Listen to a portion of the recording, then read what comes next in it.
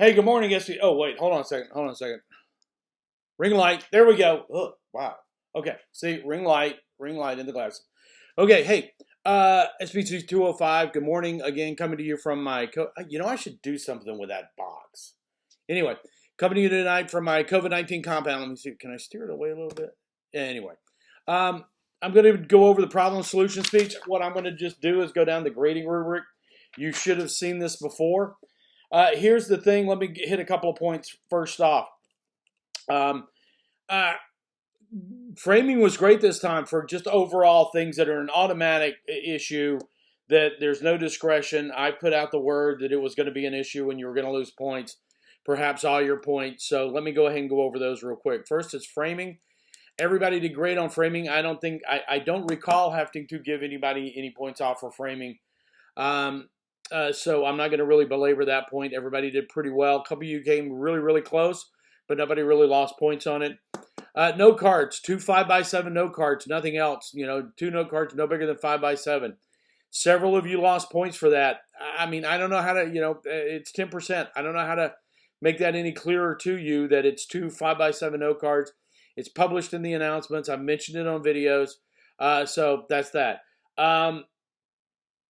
What was the other thing that I just lost? Oh, time.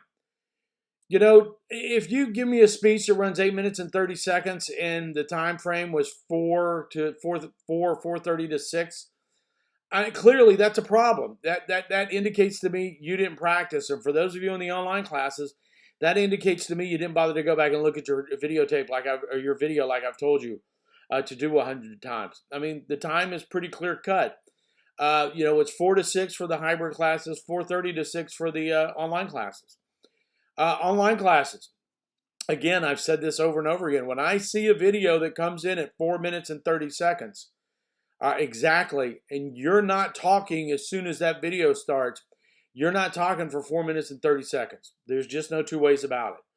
Okay, so I need everybody to be aware of time. Finally, and I'm really, really don't understand why we're even having this conversation again, but people got zeros for prohibited topics. I put it in the syllabus addendum. I addressed it in your outlines. I put out a special announcement on the 29th of October saying that if you even mention any of these topics, you will be given a 0. And I had people that do that. And I don't know what else to do about that. So for those 4 things, it's pretty cut and dried. And that was that. Okay, outlines. So we had a bit of a drop in outlines. The not as many 20s as I normally get. A lot of cases it was stuff that was like you didn't highlight your sources. And people say, well, when I copy and paste over into Blackboard, all the highlighting goes away. Fine. You can also do word processing in Blackboard. So go back in and fix it. Okay? That's what I'm going to tell you to do. Just go back in and fix it. Underline it, bold it. You can do all that stuff in Blackboard. You just need to make sure that evidence pops.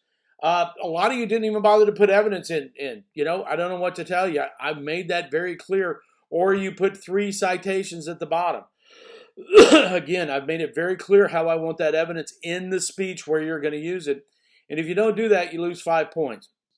In the outline format, is pretty straightforward. I mean, I'm not going to go into it a whole lot. Most people got, I think, 15 or higher, so it wasn't a big deal. But just as we go into this last speech, the persuasive speech, remember, put all the parts in there. Okay, so the speech itself overall. The problem solution speech for this semester went better, looking at the way the grades fell out, did better than they do most times. I had more A's than I usually get. There was a smattering of A's out there. There was a bunch of B's. There was a whole lot of C's. And then there were some people that are going to want to improve their grades for the next speech. And we'll go into it in detail. In general terms, let's just leap into it. Okay, introductions. We're taking too long to get our introductions done. You need to go back and rethink your introductions. Because in a 4.5 minute speech, if an introduction is running 1 minute, 1 minute 15, 1 minute 20, that introduction is too long. An introduction should never be a third of your speech. You should be, introduction, attention device, Yeah, and you don't need to explain it in detail. Your attention device should just be, bam, listen to me. Here's why. Statement of purpose. One simple sentence. That was the biggest problem across the board that I saw with this speech.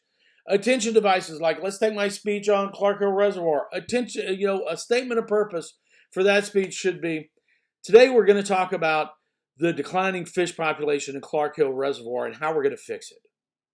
That's it. Okay? It should not be. Today we're going to look at the declining fish populations in Clark Hill Reservoir through the three survey. Okay, let me start over. Today we're going to look at the declining fish population in Clark Hill Reservoir and the 2 fish population surveys that have happened, and a way to solve it by managing effluent flow from construction sites. Okay? I just gave you my preview of my main points. That makes a lot of you guys are going to see a little arrow connecting the statement of purpose and the preview of the main points. It's going to say redundant. Because what you did was you did a preview of your main points and you thought it was your statement of purpose. Excuse me. And what you did was you gave us 2 previews of main points. Okay? Statement of purpose. Short, simple, fast. Okay? That's it. Speaker's credentials. Folks, I can't make it any easier to this. I'm qualified to talk about this because I've done research. I don't need to know what you've read, what articles you've read. I don't need to, if you're doing something on medical care and you've been in the medical field for 5 years, I'm qualified to speak on this topic because I've been in the medical field for 5 years. Okay? Whatever you're called to speak on out there in the real world, you will be qualified to talk about. Okay? You will give your real world qualifications. In this artificial environment that we're working in, I just need you to show me that you recognize this. You're spending way too much time on it. And then your preview of your main points. Today I'm going to talk about a solution, the problem of the declining fish population in Clark Hill Reservoir, and I'm going to give you a cause and the effect of it. And then we're going to talk about an effective, practical solution. Bam. That took me about 10 seconds, max. So when you rehearse your speeches, and I hope you are, you should be getting through that in a matter of 30 to 40 seconds max on a 4-minute or 4.5-minute speech. If you look down at the timer and you see that you're still doing your preview of your main points and it's over a minute, stop, start over. Do not get in the habit of stretching it out. Okay. Let's take problem solution as a clump and look at them both together because we had the same problems. There were 4 constituent parts to this problem with cause and effect, and a solution with practicality and efficacy. I was looking for cause, effect, practicality, efficacy.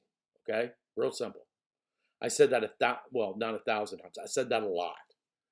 Okay, I told you those were the 4 things I was looking for. Okay, I had people that didn't even present a cause. Just said, today we're going to solve smoking. You haven't proven smoking's a problem. Okay, and you would logically look at me and say, well, Mr. McInnes, smoking is clearly a problem. Everybody knows that. Well, if everybody knows that, why are so many people still smoking cigarettes in the United States? Why are cigarettes still a multi-billion-dollar business in the United States? Okay? All right? Nobody accepts anything as a fact anymore. You have to prove to people, and even at that, let's just say smoking, let's say 100% of the people in the world acknowledge that smoking is dangerous to your health. People still smoke, and if you don't prove to them it's a problem, you're not going to get them to buy your solution. Period. Same goes with the solution. I don't know why people thought, after all I said, that they would get full points if they just gave me a solution and didn't prove its practicality and didn't prove its efficacy. And some people made a pass at practicality, but they didn't tell me, we will pass a law. Okay? Excuse me. Didn't show where anybody else in the world has passed this law. Didn't show how it worked there. Sorry, I got a little frog in my throat, and I have nothing to drink up here.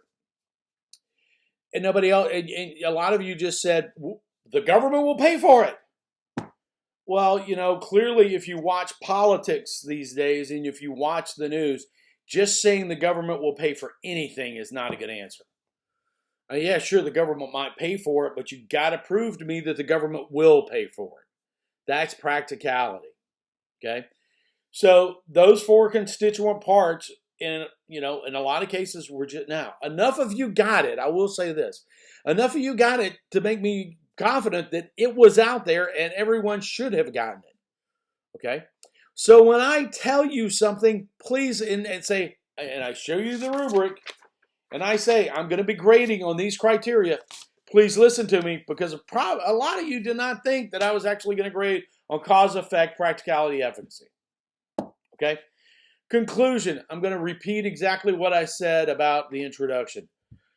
If you're spending a minute and a half on your conclusion, there's a problem. 3 things you need to do. Restate your purpose, review your main points, and they should be different, and then give us a closing statement. Okay? The restatement of purpose needs to be clear, short, concise, just like the statement of purpose was. Your review of your main points should be bam, bam, bam. I gave you a plan. I gave you a solution. You can even be shorter in the conclusion than you were in your preview. Your closing statement is going to be critically important in this next speech, because the call to action is going to be part of your persuasive intent. Call to action is going to be worth about 12 to 15 points on its own. Okay? Oh, yeah, evidence. You had it or you didn't. Check, check, check, or no check, check, check. Okay? Nonverbal, actually, I was really, most people got 10 or more for nonverbal. There were some people that are still moving around, picking their feet up and shuffling their feet. That needs to stop. Again, I still say, I'm trying to be more flexible about your elbows, but, and I can't show it here, but we've talked about it often enough, and I've shown you often enough. But if your elbows are locked in at your side and you're only gesturing in front of your body, that's an incredibly defensive posture. And that needs to, gesture out here, gesture outside your body. Even if your arms never come above your shoulders, gesture outside your body. And some of you guys are still gesturing down by your legs. And again, we've discussed that, so I'm not going to go over it. The nonverbal criteria are always the same, okay? And again, they improved this time. And like I said, I don't think anybody got below about a 10 on this. Most people got, in the 12 to 15 range. Okay. Time, I've already discussed that. I'm not going to go over that too much. Okay. All right. For the online classes, before you send me, if you've gotten to the end of this, if you're at the 13-minute mark on this now, we're ready to go. Go back and watch your speech and review my rubric while you're watching your speech. Then if you have questions, email me your questions. If it's a specific thing, and if you're, I'm trying to figure out a right word. Challenging isn't necessarily the right word. If you have an issue with the points I gave you, you need to point to where I was wrong in your speech. And again, the most obvious one is evidence. If you say, I gave 3 pieces of evidence, and this happened last speech, and the person did it and got 10 points out of it, because I freely and openly admit I am not perfect. They said I gave evidence at 115, 248, and 332. And I went back and listened at those points, and they had indeed, and I just missed it. Okay? So do that. Again, please have specific questions. Don't just come to me with, why did I get this grade? Why did I get a 78? Okay, come back with specific questions about things that are on your rubric. Okay? All right, that's it for this one. One more speech left, and we will knock that out. And then we're on to Thanksgiving. And then it's the final, and we'll talk about that later on. All right, everybody, take care, stay safe, and we will see you soon.